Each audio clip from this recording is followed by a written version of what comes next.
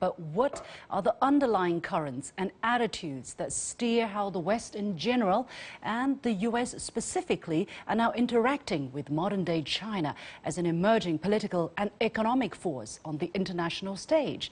Is the West driven by an irrational fear of China or a lack of confidence in its own ability to compete head-to-head with the world's most populous nation? Or on a deeper level, is the West plagued by a fundamental misunderstanding of Chinese culture and civilization itself, which leads to a misreading of China's actions and motivations today? And looking to the future, what kind of a great power will China become? Welcome to a special edition of The Point with me, Lu Xin, coming to you from Beijing. I'm joined today with great pleasure from London by Professor Martin Jacques, a senior fellow at Cambridge University and author of the best-selling book, When China Rules the World. Professor Jacques, thank you so much for joining us today. Now, at a recent conference in London this February, you gave a speech under the theme, What China Will Be Like as a Great Power. Of course, this is a huge question, but why do you ask this question now? What are the factors that make this question an important one, at least to you? Well, I would say it's really come onto the agenda probably as recently as the last 5 years. I mean, it's not a question that you probably would have asked, at least with the same pertinence, 10 years ago. And the reason for it, I think, is twofold. First of all, there's the continued growth of China, which is making it a larger and larger economy. And secondly, linked to that, of course, has been the growing elaboration by China of how it sees itself, how it sees the world, what it would like to be, and so on. So that's one factor. The other factor is the decline of the United States. And I think one of the problems, even in China actually for a period 10 years ago when my book came out, is that there was an underestimation of the decline of the United States, which has been going on for actually quite a long time. But of course, the key moment in this process was the Western financial crisis in 2007 and 2008. Then we could all see very clearly that the United States was more vulnerable, rather weaker, even possessing a certain fragility than previously had been thought. So I think these two factors together have put on the agenda, not just for China, but for the world. Well, okay, China's clearly going to be a shaper of the future. What's it going to be like? Yeah, well, I don't really think there is any disagreement on the first point, but concerning the second point, when you talk about the decline of the West, especially the decline of the United States, there might be people who disagree, saying, show us some key evidence. Okay, there was this financial crisis, but the United States seemed to have walked out of it. The economy of the United States seems to be doing fine, actually better than a long period of time to come. And the ability to innovate still seems to be very, very strong. So how can you substantiate your claim that the West is in decline versus China's rise? Well, let's take three examples. Yes, the American economy has grown at roughly 2% a year since the financial crisis, but the Chinese economy continues to grow much faster, even though it is less than it was previously. Probably China's growing at roughly 3 times the annual rate of the United States over the decade since the financial crisis. Secondly, if you look at the American economy as a proportion of global GDP, I mean, you know, it's been declining over a very long historical period. And so now it's down to probably around about, by primary purchasing parity, about 16%. This is much smaller than it was even 10 years ago, 20, 30 years ago. So we're talking about a long-term process. And thirdly, one can see that the United States no longer has the degree of hegemony in the world that it had previously. Certainly after the collapse of the Soviet Union and the so-called unipolar moment, then the United States was regarded at the time as very dominant. Now, you look at take the Middle East, which has been probably the region in the world where the United States has invested more political energy and military resources than any other. And the United States is no longer able to boss the Middle East like it was previously. The classic example of this probably is what had happened in Syria, where actually Russia became, in some ways, a more significant or as significant a player as the United States. And if you go around the world, even in its backyard, Latin America, the United States is nothing like as influential as it once was. Take Africa. The United States really is not that significant a player in Africa. Now, of course, what has been replacing American influence up to a point has been Chinese influence. So I think if you look at this in a broad way, you can see. I mean, it's very important to see. It's very important to see the big picture and the historical All trend. right. And Okay. the historical. Yeah. Well, let me ask you this question then. So what kind of great power will China be? You try to answer that question, and you outlined your answers from 4 perspectives, I understand, in that speech you gave earlier this year. You talked about China's economic power. You talked about China's relations with the developing countries. You talked about the Belt and Road Initiative, a major infrastructure connectivity initiative that China has proposed. And you talked about Sino-US relations. Why did you choose these 4 different elements to describe the kind of great power picture that China is going to demonstrate, to be embodied in for the world? Well, actually, there's a more important point I made, really, in a way, because my argument is that China is going to be a very different kind of great power to the United States, and before that, the UK. And this gets much more deeply into the question of the history and culture of China in comparison with that of the West. And my argument essentially is that if you look at the Western powers, the United States now, certainly my own country, before that Britain, then there were 2 classic modes of expansion. One was military. I mean, clearly that's been extremely important for the United States. It's regarded, if anything, in the United States as the primary form of American power.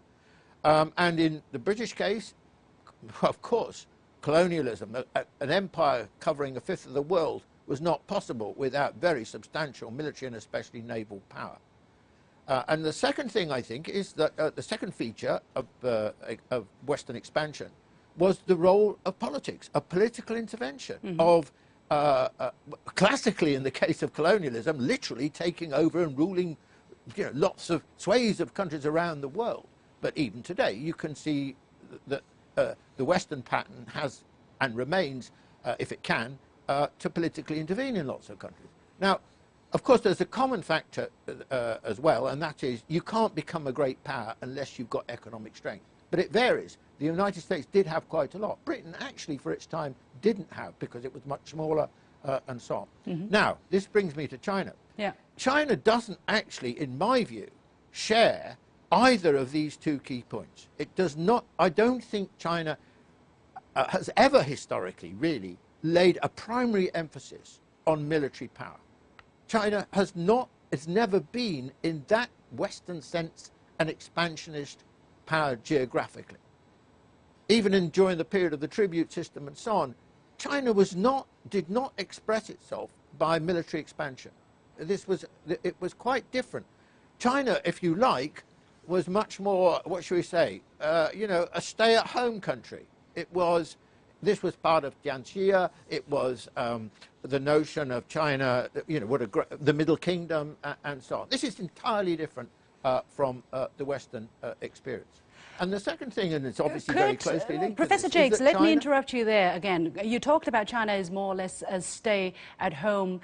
Let me just play the devil's advocate here. And actually, a lot of people have voiced the skepticism that with the Belt and Road Initiative, when masses of Chinese companies are going out, that initiative, some people are saying, is exactly a demonstration of China's ambition to go out, to reach out, to expand.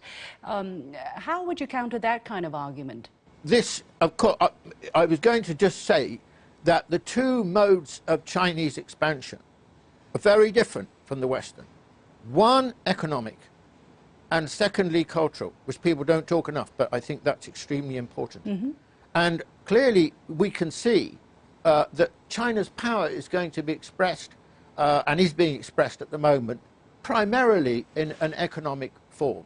China's going to be, I think, relative to the world, China's economic power is going to be greater than was, for example, or has been the case with the United States. And so you can see this, certainly in the Belt and Road example that you give.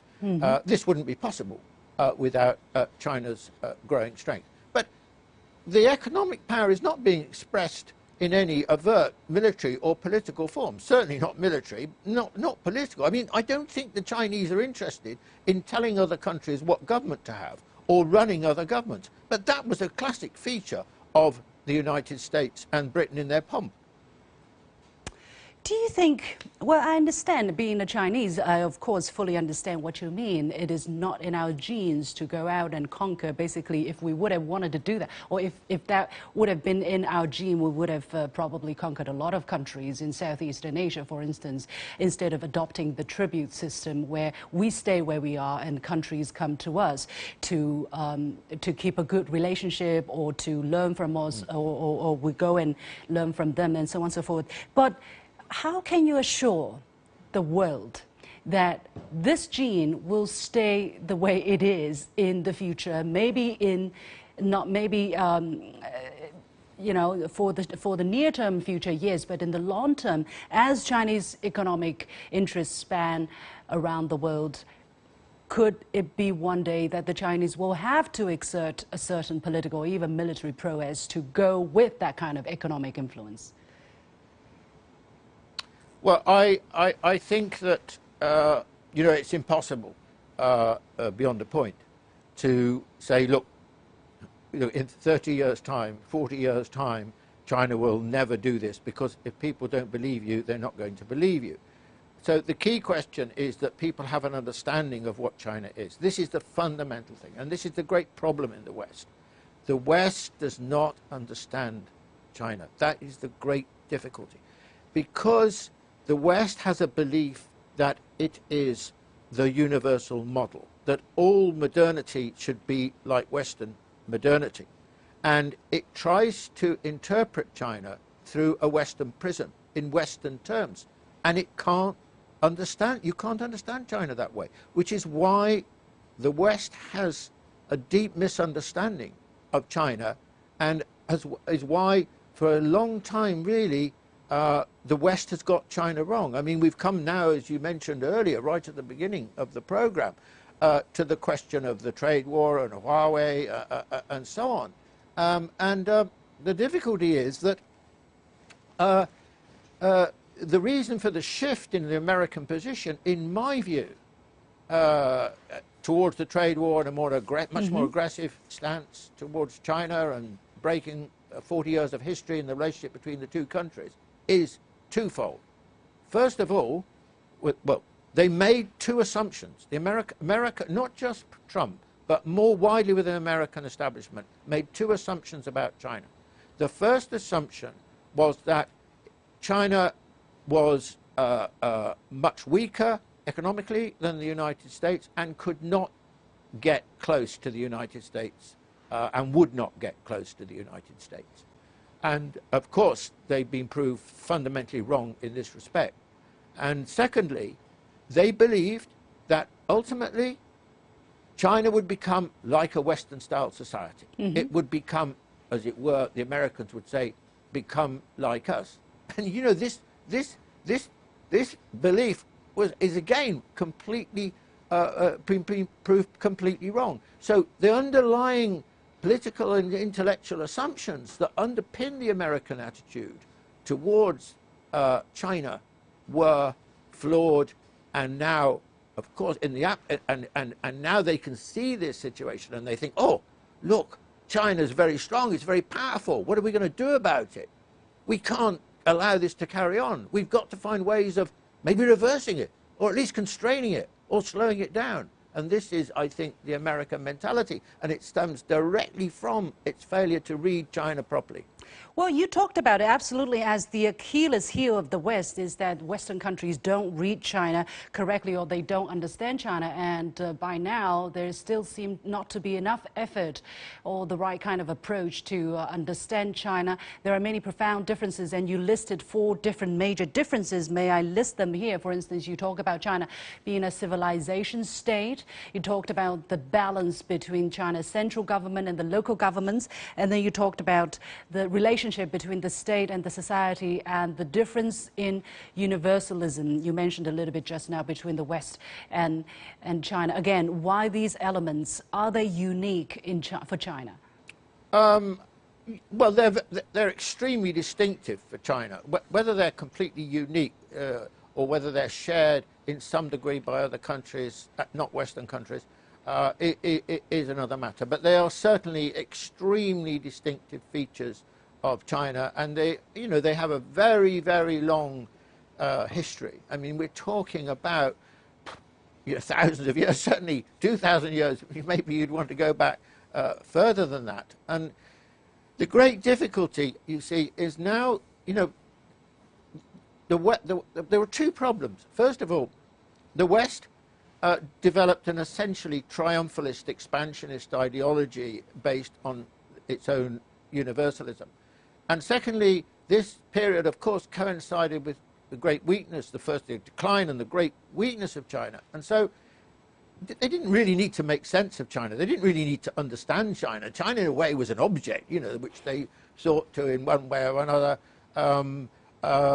well, partially colonize and impose unequal treaties and so on. They didn't have to think of China as even as an equal, as an adversary rather, an equal adversary. They thought of China as something they could, well, bend to their will.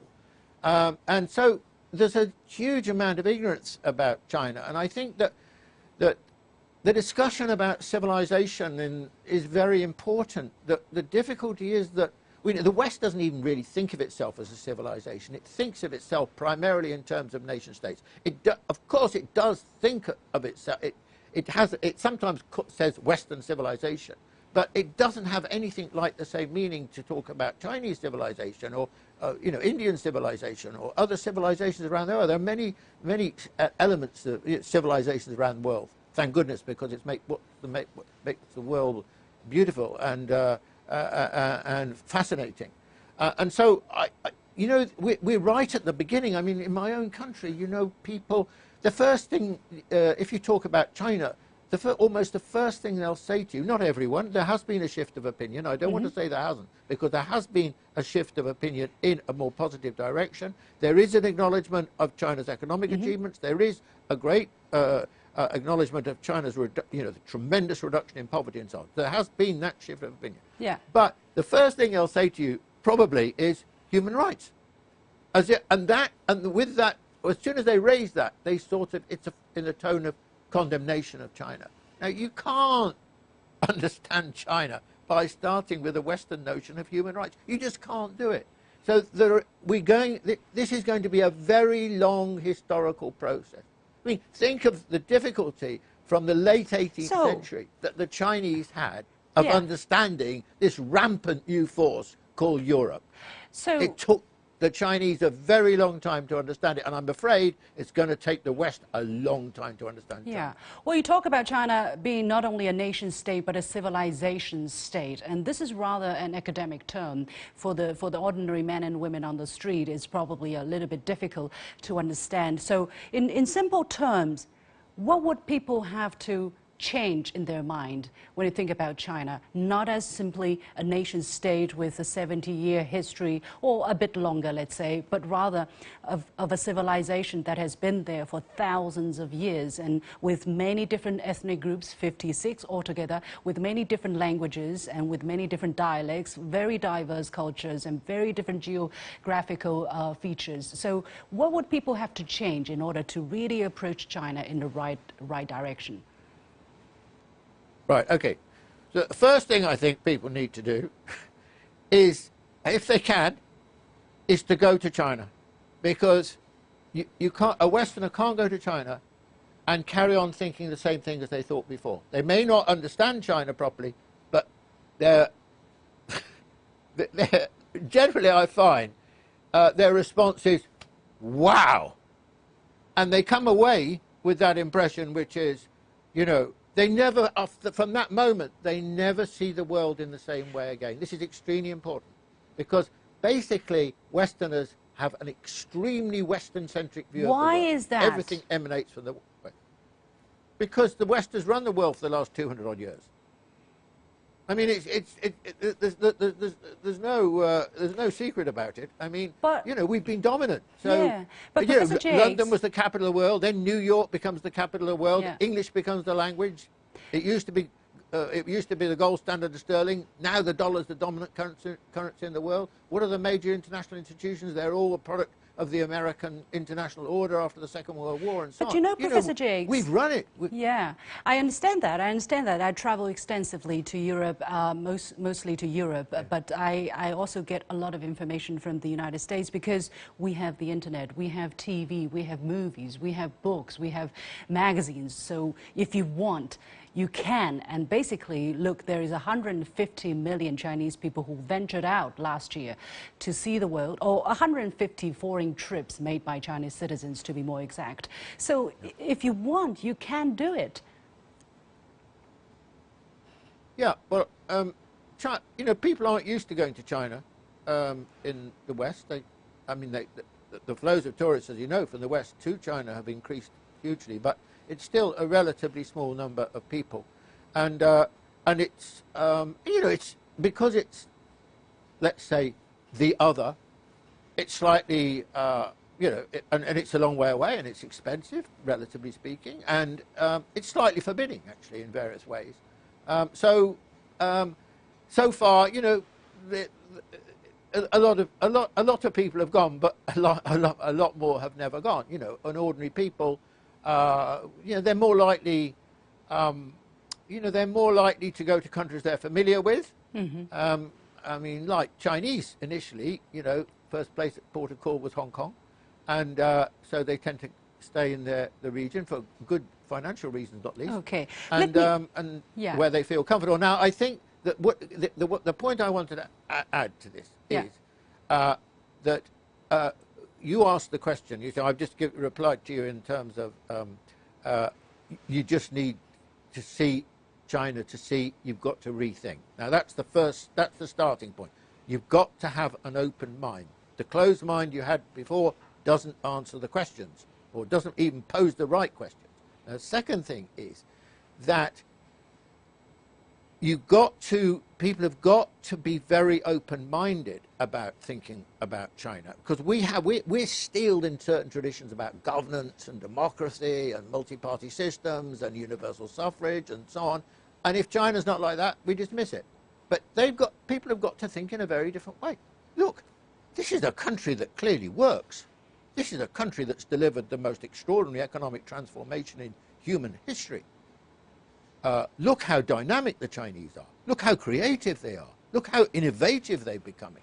And I think then people, you know, it'll be a slow process. I don't think we're talking about. Well, I hope it's a slow process. A moment of conversion. Professor Jacques, I hope it's a slow process. At this moment, actually, I'm a little bit hesitant to say that, because on the one hand, we are doing what we can to build our economy, to create things, to innovate. On the other hand, we have the United States, especially some leading officials in the United States, drumming, you know, around the world, going to its allies and talking about how dangerous China is. For instance, the U.S. has started, you know, after this trade war with China, started to accused China of a series of misbehavior, such as IP theft, as if the Chinese is not capable of innovation at all.